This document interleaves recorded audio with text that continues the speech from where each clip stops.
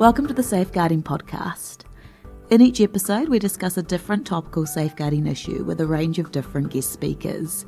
Please be aware some of this content is sensitive and listener discretion is advised. Hello everyone, welcome to the Safeguarding Podcast.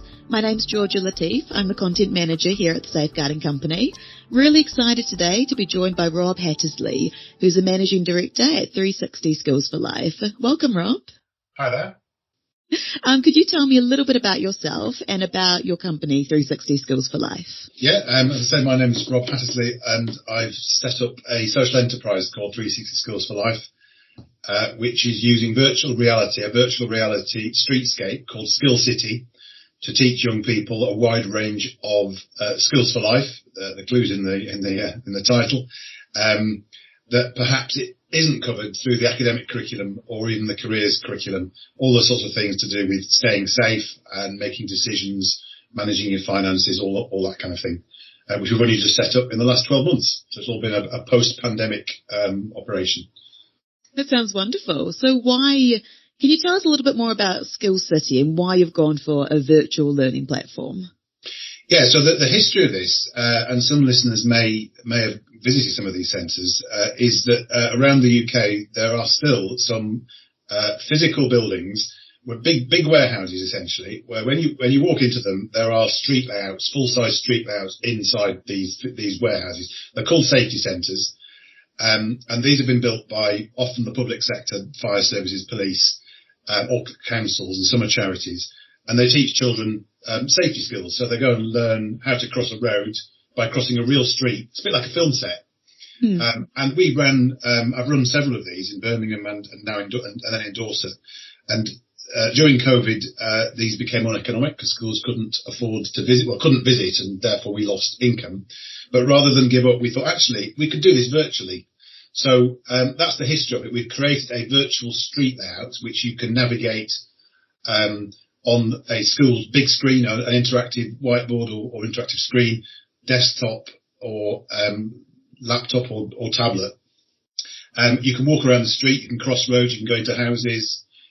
We've got vehicles on there, we've got a supermarket, police station, fire station. There's a park. It's a very realistic urban environment. There's even a station on there. We've planned for a countryside section. And it's a very experiential sort of learning experience.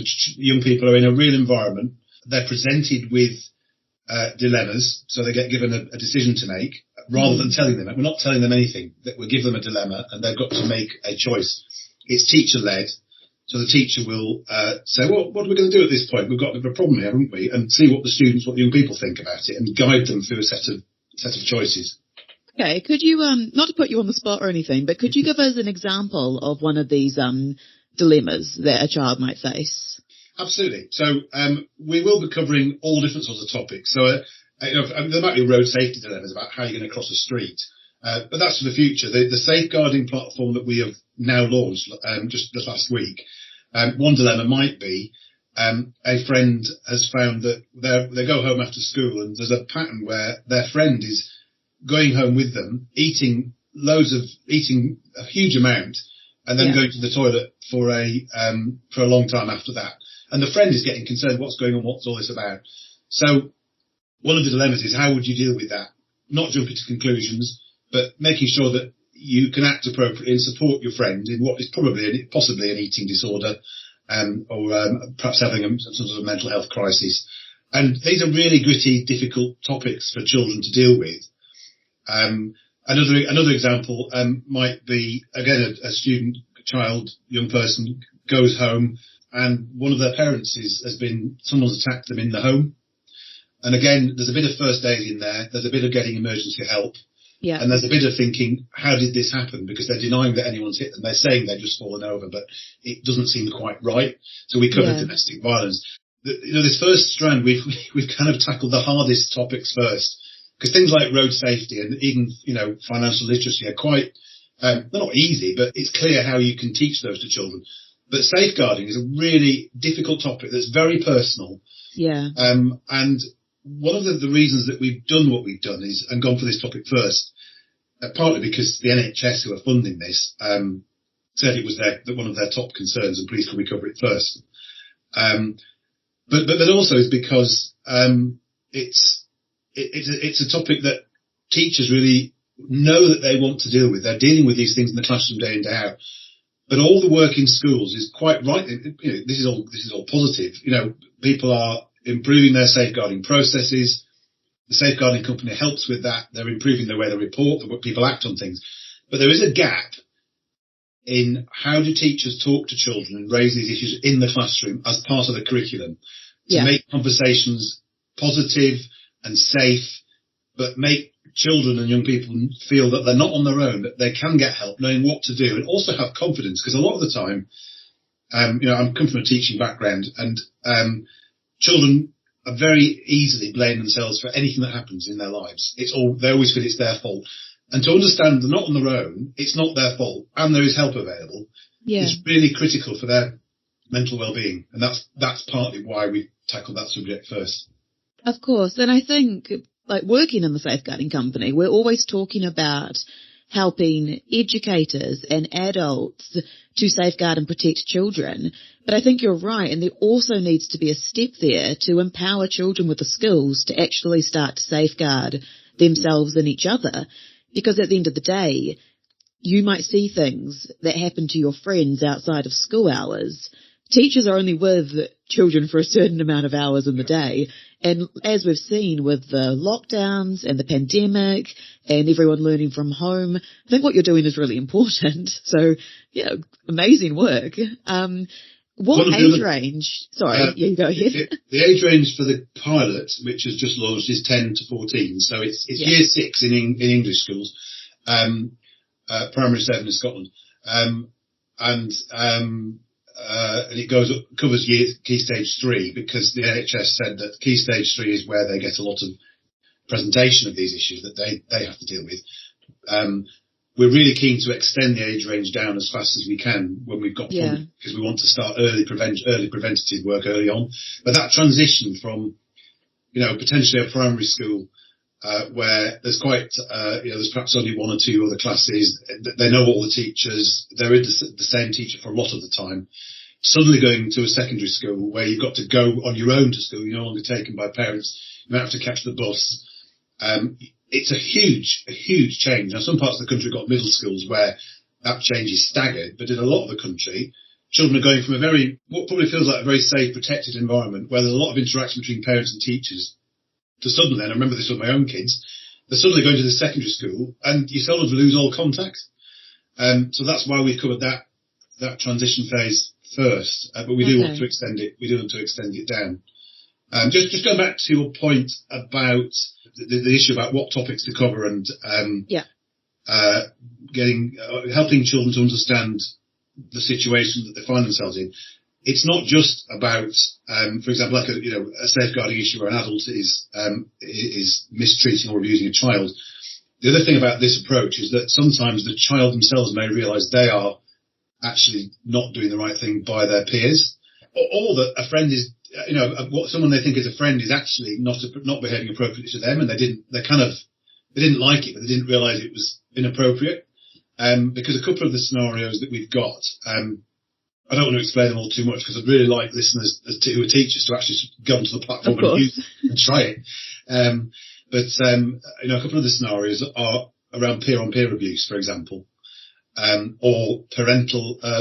The one scenario, which is a very difficult scenario, is where actually a parent is being violently attacked by a child. Oh, okay. And there may be, what we're hoping is there may be situations where that's happening, but the child actually thinks that's quite normal behaviour for a child. And in the lesson, for it actually to be said, no, that's not appropriate, and that is abuse, but it's going in the opposite direction to the way you'd normally expect it, you can cover these issues. And the whole aim is to reduce, this isn't about reporting so much, although this is linked to that. It's actually about reducing harm in the first place. It's basically educating, isn't it? Yeah. Like the point you made before around peer-on-peer abuse, I think we tend to associate that with young people in their teenage years, a little bit older.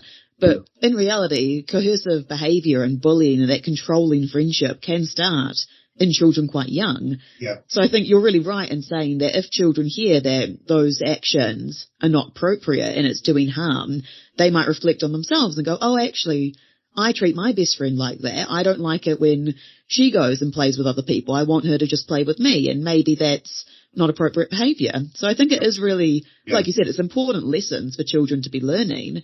So I guess with the safeguarding module, it's a lot about, like you said, educating rather than reporting. And you also mentioned a few things like road safety. What are some other either streams in the future, topics that you'd really like to look at, or topics that you currently offer? Well, in the current module on safeguarding, we've got things like being one of the modules is called Being Kind Online. I'm really concerned. I'm sure lots of listeners are really concerned about the mental health of young people and the link to mental health with social media. And there's a very clear correlation, isn't causation, but there is a very clear correlation between increased social media use and increased self-harm, poor body image, poor mental well-being. Yes.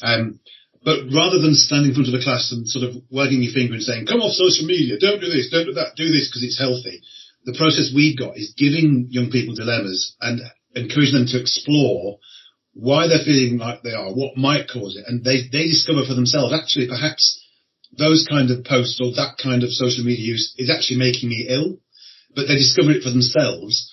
And then we put in, again, through an exploratory framework in this realistic environment, what they might do about it and what help they can get. So we're covering things like, as I say, it links with bullying as well, but social media posts about somebody's body image, which are very cruel, how it affects their mental well-being, unhealthy relationships. We also cover a little bit about knife crime, drugs supplying county lines. Someone's pressured into taking a bag of drugs at one point, again, without spoiling the story. And what can they do about it? And what is the risk to them? So we are covering already a lot of safeguarding topics, not just in terms of abuse, but in terms of mental well-being and just basic things like asking children, how do you feel when you've been outside for half an hour, and how do you feel when you've been on your video game for half an hour? Yeah. Not telling them what to do, but just get them to at least reflect about it, because a lot of children won't necessarily reflect on it. And then in future, we've already started planning to extend the safeguarding strand down all the way to Key Stage 1, so 4-year-olds, because at the moment it's only 10 to 14s. Some of the themes will be the same, but age appropriate. There may be other themes which we will include that aren't appropriate an older age group. And once we've drafted it, we'll be seeking advice from our NHS police partners and the safeguarding company, who we're working very closely with, on the content of that phase 2. And then future phases, we want to cover things like active travel. So, encouraging, not encouraging, we will be encouraging, but they'll find it out for themselves, helping children to plan journeys, work out, is the car the best option? What's the effect on air quality? How do I catch a bus? How do I plan a journey? What happens if I miss my stop? Which are real concerns for a young person going to school. What do I do about antisocial behaviour on the bus? Is it safe to walk? Road safety and bikes all come into that. That's one strand. We've got conversations going on with financial education organisations around budgeting and money management, which is something that, people can get an A in maths and end up not being able to manage their own budgets, because it's applied maths is a different skill to the sort of maths that sometimes we teach our children. I think people forget that, don't they? That in reality, when we're at school, we learn very few of these valuable life skills before we go out into the real world. Yeah. Like, I don't remember ever being taught about budgeting or like cooking, how to change a tire on a car, none of that. So this all sounds like very valuable information for people to be learning.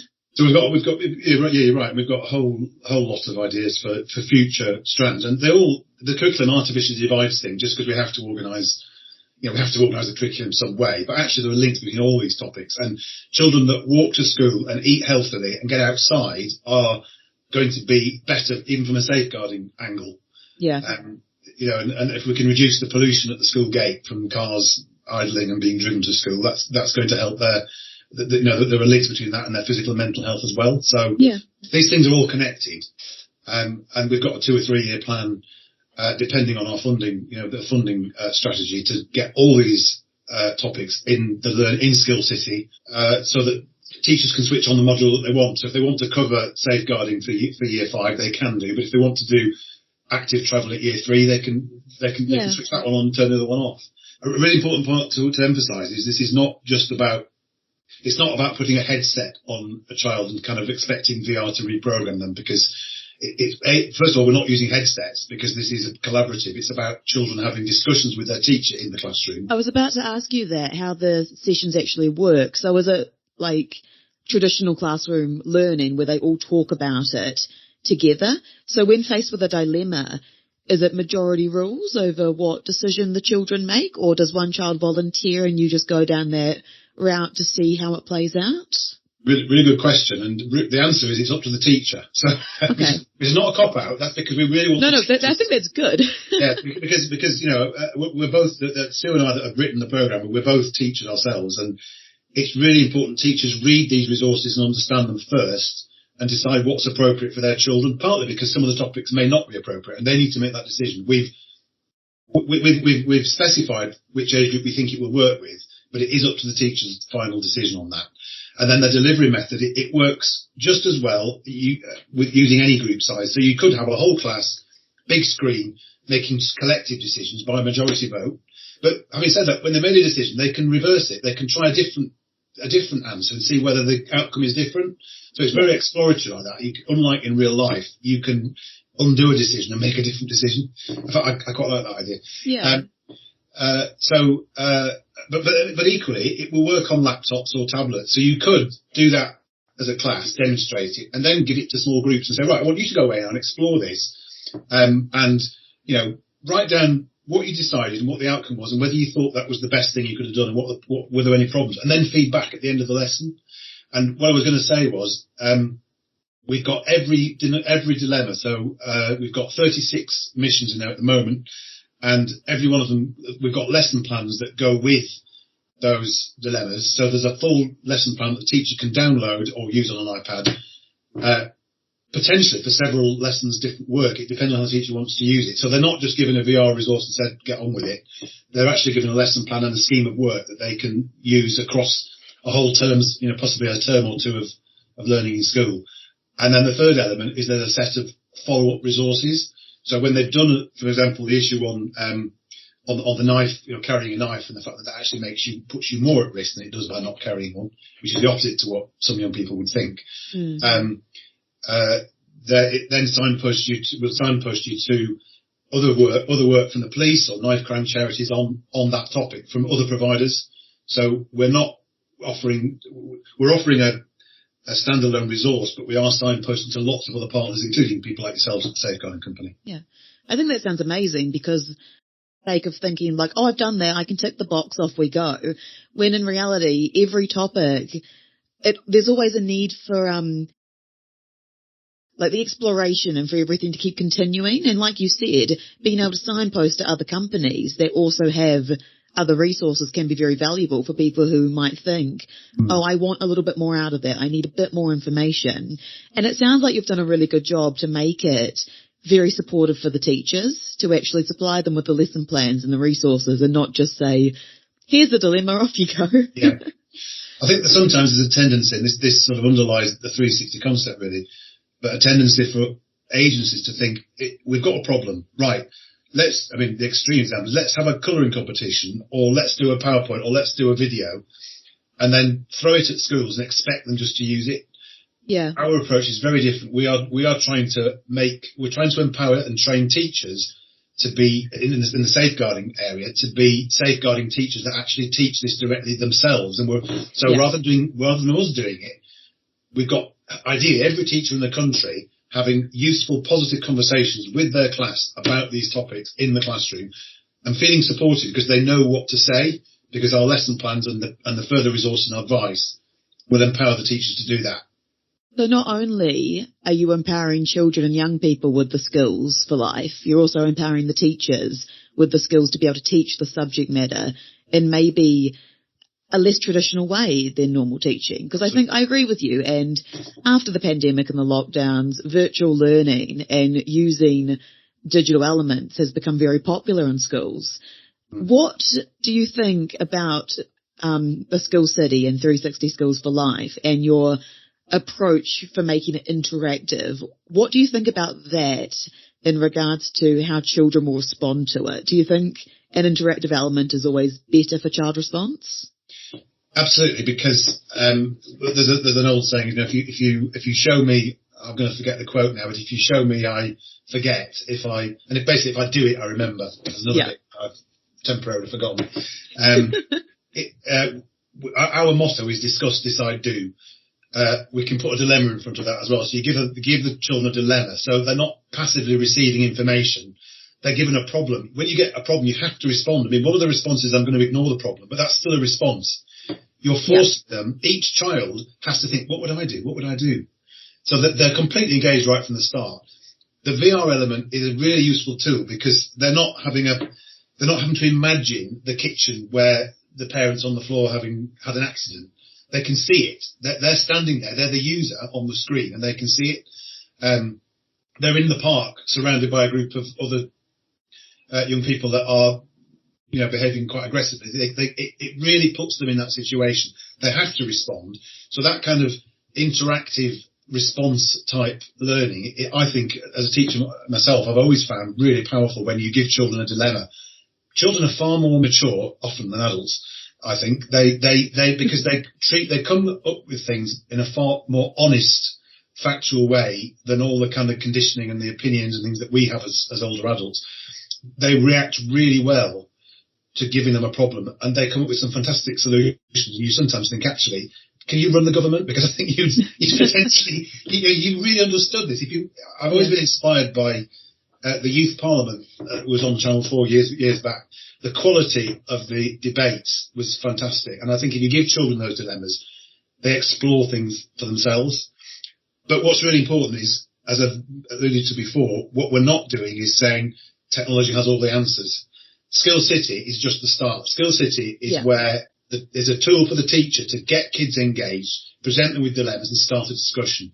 There's then the powerful bit of the learning is then away from the screen in the classroom, in discussions and classroom activities where the children take much more ownership of what they're doing and really embed the learning. That's the powerful bit.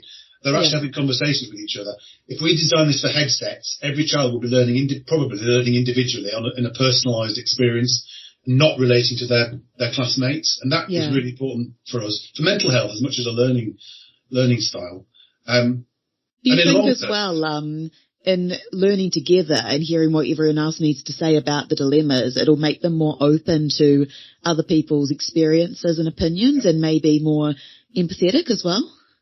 Absolutely, because a good teacher will, some of these dilemmas, there will be differences of opinion. One, child A is going to say, I think you should do that, and child B says, I'm going to do that. The teacher models constructive disagreement and says, well, all right, I don't agree with you, Ben, but I'm interested. Why do you think that? What made you think that? And explore, demonstrate how to be respectful to Ben because when you disagree with him, rather than just saying he's an idiot or that's completely wrong. But also modelling how to ask questions because Ben may be wrong, but the best way of getting Ben to understand that he's wrong is by questioning him and making him work it out for himself. Yeah, and I think that's a really powerful classroom tool to use, and actually makes for fantastic lessons because, when I was a primary teacher, and the best lessons were always when you've got children really engaged with something that they feel really passionate, they've got an opinion, because children are quite opinionated when you ask them. They've got some views, and they're often, as I said, really well thought through, and sometimes not. But a good teacher can bring out, can develop that thought process. I think as well, there seems to be a movement at the moment with this idea of curiosity and asking questions and actively learning. I saw an advert on TV a few days ago from Google, and they're actively encouraging people, especially around cultural differences, and maybe you don't know what this is, but you're curious about it, but you're worried to ask questions in case it seems insensitive. So I think, like you said, this type of learning where it's really interactive, it allows children to see different opinions and also understand things that maybe you won't have to deal with something like a religious difference or a cultural difference, but it's good to understand people who have those differences and where they're coming from. Yeah. Yeah. You made a point before that I just wanted to touch on quickly about how we could do this type of learning in a classroom with discussion, and you could also send children off individually to look at it, then come back for the discussion.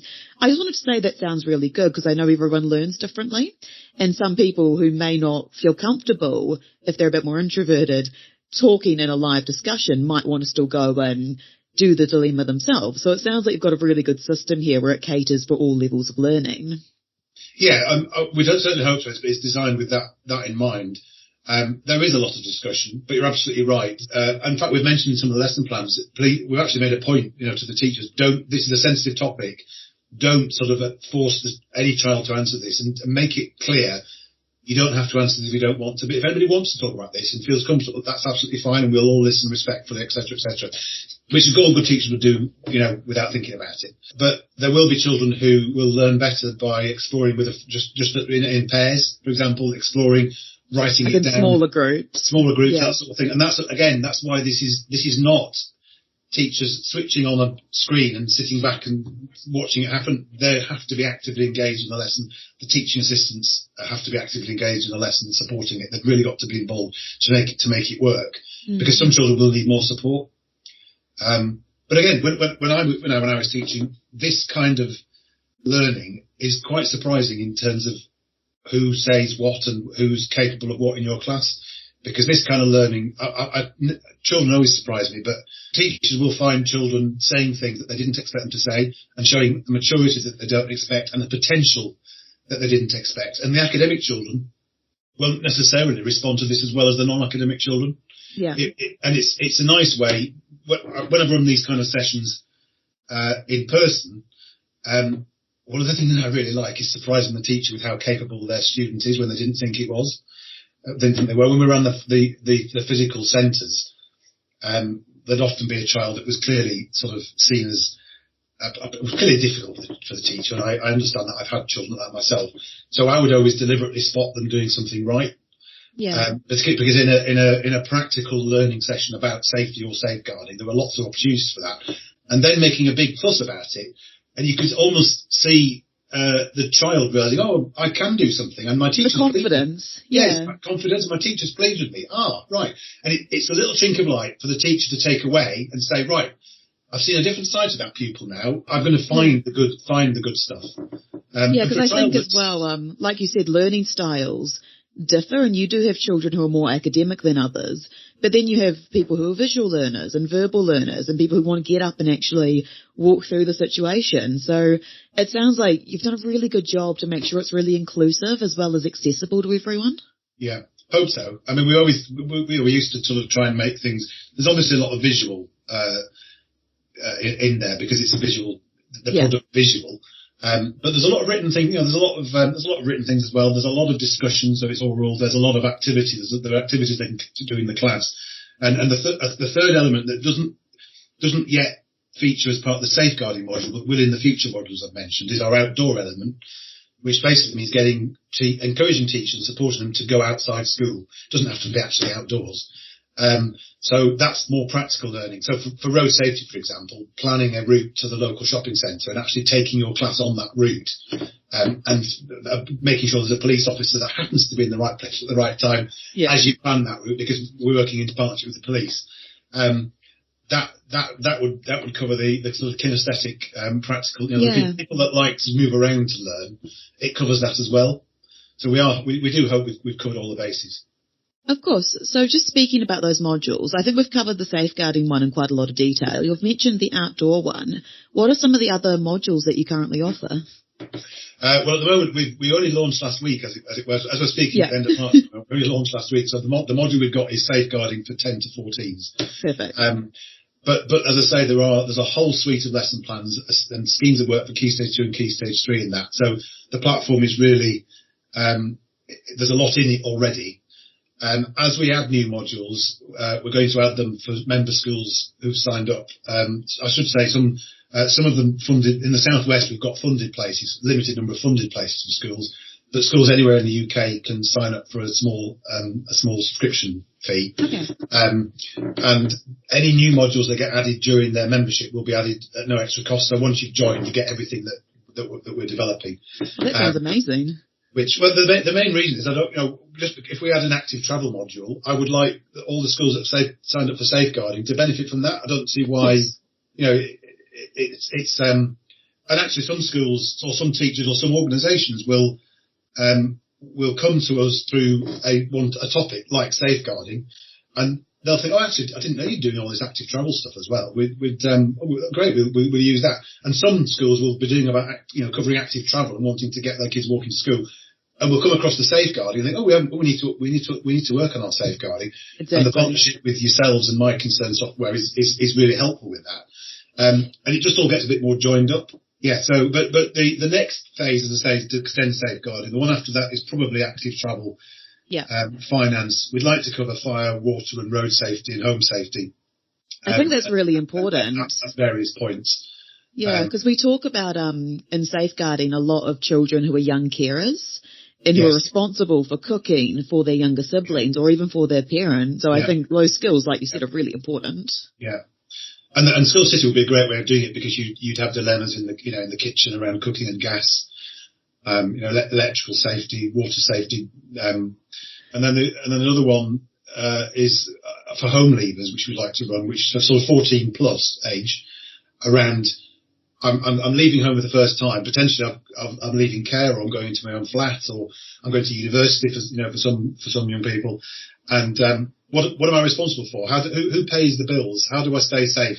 How do I get home safely after a night out? All these sorts of things. Again, the platform will be really a really powerful way of preparing them for that kind of thing, which, as we started off with saying, is not really covered that much in schools. No, definitely. Yeah, it sounds like you found this massive gap in all the education where we're learning a lot about math and science and English and poetry, and it's fantastic. But then the actual life skills that you take away, sometimes you get to the age of 18 and you're like, oh, what happens now? Yeah, absolutely. Cool. I just have one more question for you. How do you think having the Skill City and having access to all these modules would have affected you when you were still teaching? That's a good question. When I was still teaching, I thought you were going to say when I was a child, but there's quite a few things to think through there. One is this is fantastic because there's no marking, there's not really any planning. You've got to read the stuff, but this is about a quality discussion between you and your students that they're going to be really engaged with and really enjoy. And when you've done it, I mean, the only work I can think of is that a child discloses something and you have to report something through whatever system the school's got.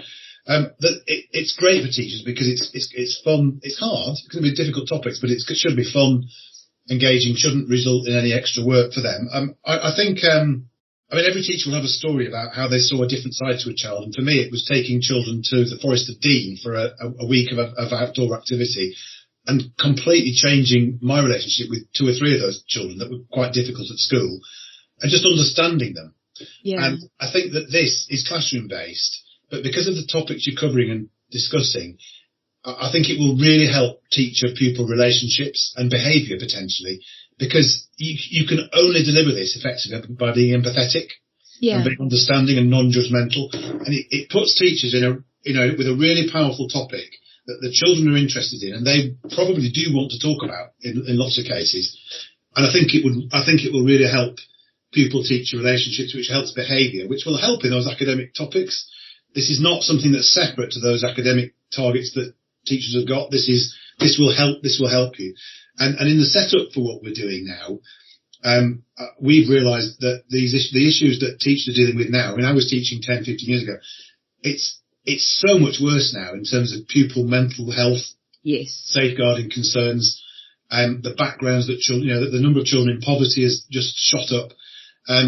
Teachers now are dealing with so much, and this, I would have benefited from this as a teacher myself, even in they weren't good old days, in the days when things were, I didn't think things weren't quite as bad. Yeah. I think now I hope teachers think this is a godsend because, it's, as I say, it's a way to deal with some of those topics that are underlying. You're thinking these kids really need this, this and this. But today I've got to talk about adverbial phrases. Or I've got to get them to memorise the 12 times table or whatever. Yeah. I'm being slightly simplistic now, but actually no. Let's talk about how we're feeling and how the choices that we make can affect our mental health.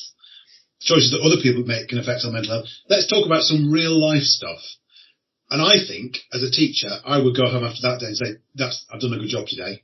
Because those children have talked about some real issues that matter to them, and they've gone home with a bit of a spring in their step because they're just thinking, oh, I'm not on my own.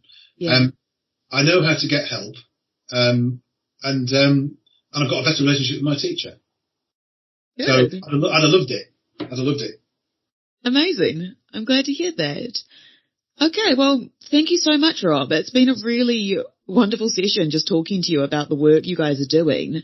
Off the top of your head, do you know the website that teachers can go to for? Of course I do. I wake up in the morning with it in my head. It's www.360, as in the digits, 360 skillsforlife.org. And if you put /teacher after that, you'll go straight to the schools page. Perfect. And what we'll do for our listeners is we'll have the URL available in all the show notes so you can access it really quickly and easily. It was amazing to meet you, Rob, and thank you for telling us all about the amazing work you guys are doing for the School City and Schools for Life. It sounds absolutely incredible and really beneficial for students and teachers everywhere. Thank you. Well, thank you for the opportunity to explain it a little bit more. Thank you. No worries. Thank you for listening to the Safeguarding Podcast. For resources and more information about our safeguarding solutions, please visit thesafeguardingcompany.com.